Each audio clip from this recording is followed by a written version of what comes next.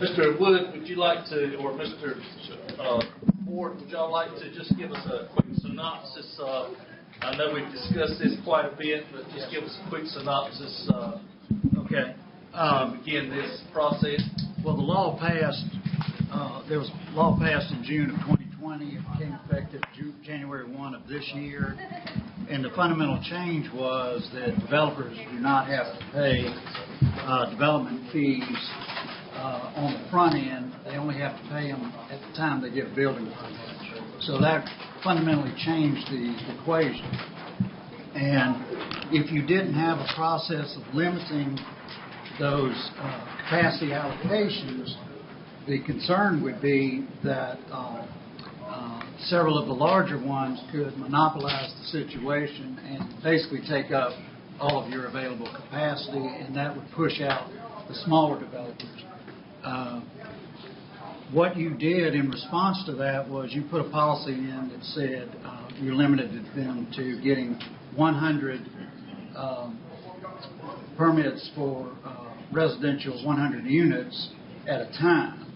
Then if they had gotten building permits for 50 of those and they were underway, they could come in and request another 100. So they could get up to 150 at any one time.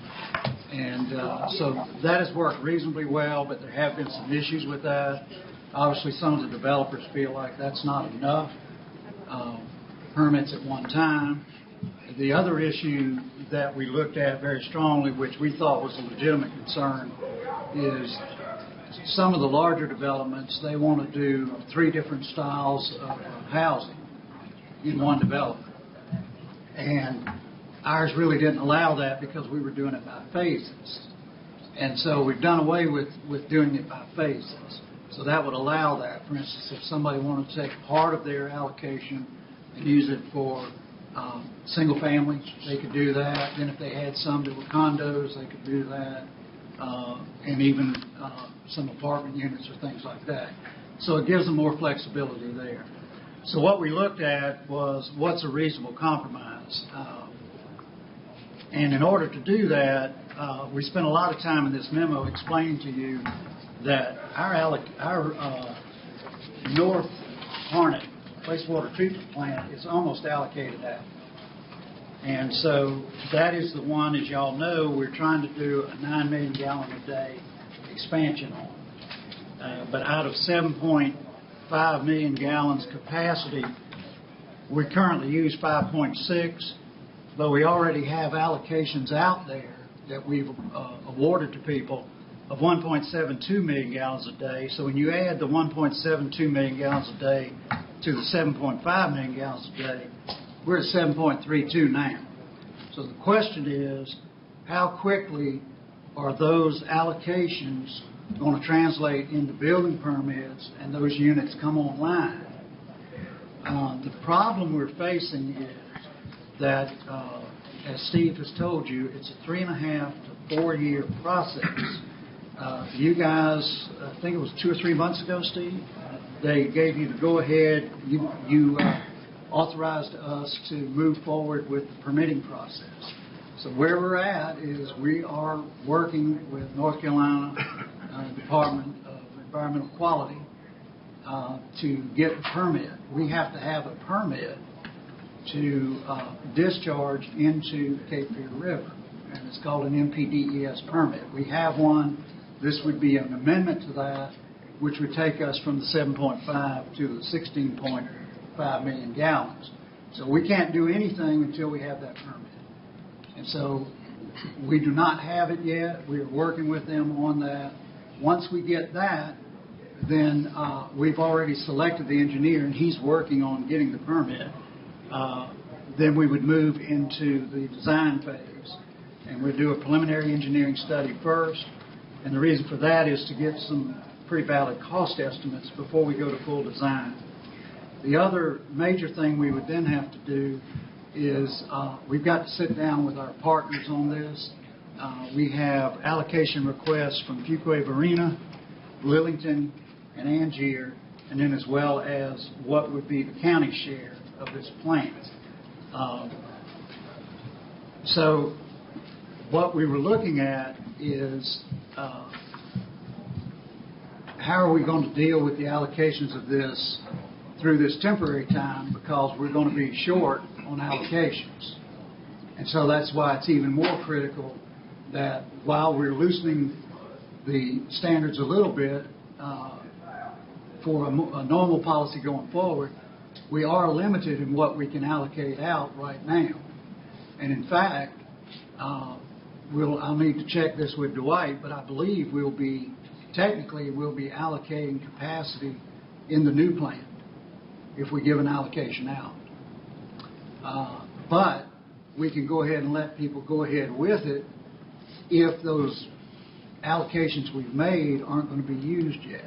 But bear in mind, that's a 4-year period of time that we've got to kind of feather out that use. So it's even more critical that we have a solid capacity allocation plan. But at the same time, we do agree with some of the folks in the development community that what we have right now is too stringent. So we were trying to hit a balance there. And the real issue is between what we call the typical developers we've had here. And I think I put in here that over a 26-month period, our records indicate all of our subdivision requests, except for one, have been less than 200 lots. And the one was only 230. And we are entering a fundamentally different phase now. We have large national developers, home builders, moving into Harnett County now from Wake County. For instance, we have one request for 1,200 lots, one for 1,000 lots, and another for 2,800 lots.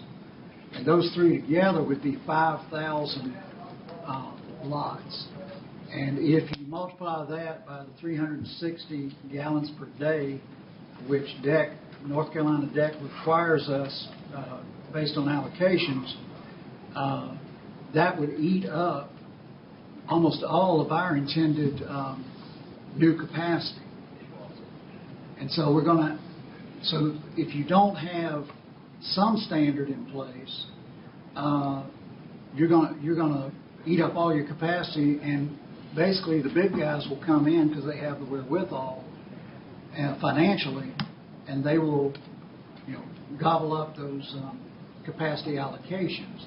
And so that's why we're saying you've got to have some standard.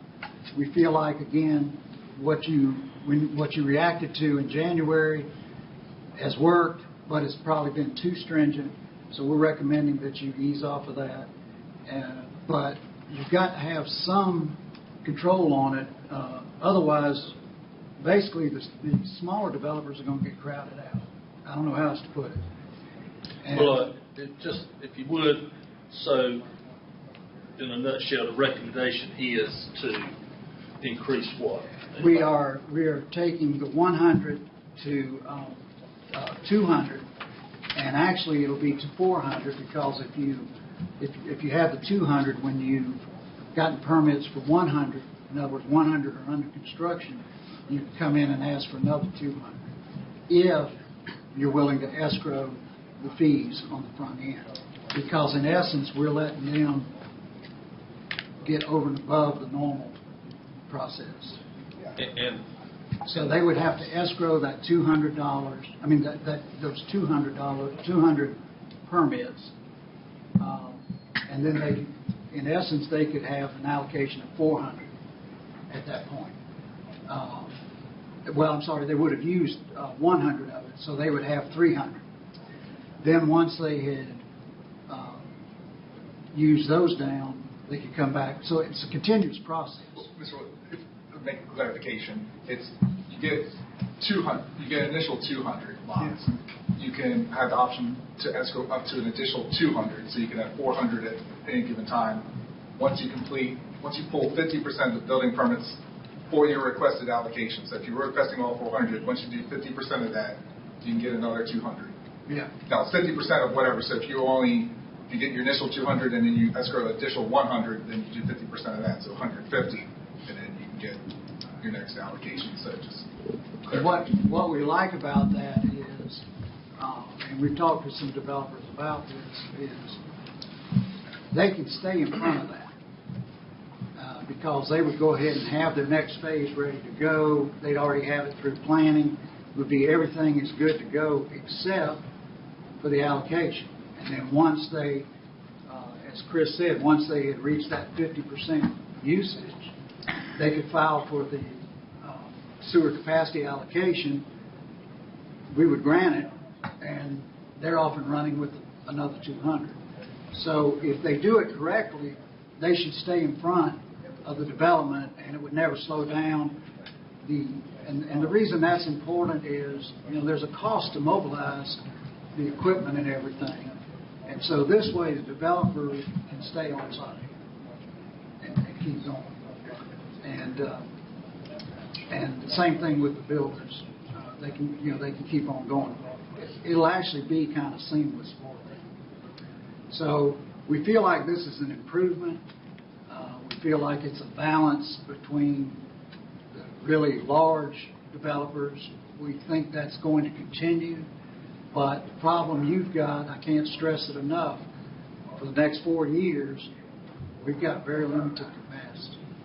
And I do think to protect the county legally that your permits need to say that you're assured capacity in a new plant, but to the extent that we're able to accommodate that, prior to that, we'll let you go in the other. But that's where we're at on it. The issue, just to refresh your memory, is the reason we're able to do this right now is Fuquay Arena and I believe it's Angier have the most capacity that has been allocated out but has not been used. The problem is those are the two fastest growing areas in the county, and so we're very concerned about how quickly those allocations are going to translate into houses. Let me also say there's in the proposed amendment there are some protections, and the previous or the existing ordinance doesn't have a clawback provision. This one does. So if the developer doesn't or the builder doesn't pull down 50% of their permits, let's say they request 200 through the normal process, if they don't pull down those 50 within 4 years of the original permit being issued, then the county come back and claw back those allocations. So that keeps the plant fresh. That doesn't let somebody come in and occupy a lot of allocation and it sit there for 10 years and not be used. So we feel like that's a valid protection. Also, if a developer requests an additional 200 lots to get them to 400 initially, that requires a separate developer agreement for that 200 lots to let them go into escrow there. They'll provide us those funds, and those funds will be drawn down first for any permits that are pulled going forward. So in other words, the first 200 building permits, we would be taking that out of the escrow money on the front end, because we really don't want a lot of escrow. We want to go ahead and get the funds for that. So we feel like this is a good balance. Again, most of our, what I would call homegrown developers, are not doing the really large developments, but we've got to take into account that the reality is we now have the attention of national home builders. And so they're going to be here. They're going to continue to come because, as y'all all know, we have the water. And so, and a lot of these places don't. And that's why Fuquay wants to get more water from us. They want more sewer capacity. They want to be part of this plant.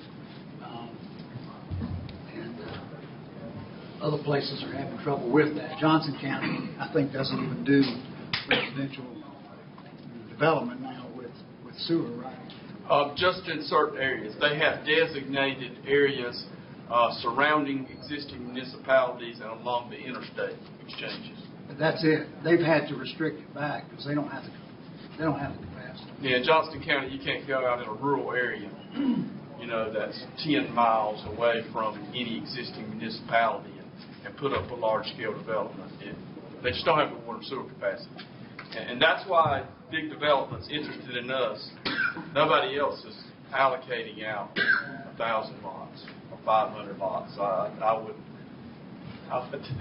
venture you to try to find that somewhere where someone's allocating that number of lots for water and sewer in remote areas away from municipalities.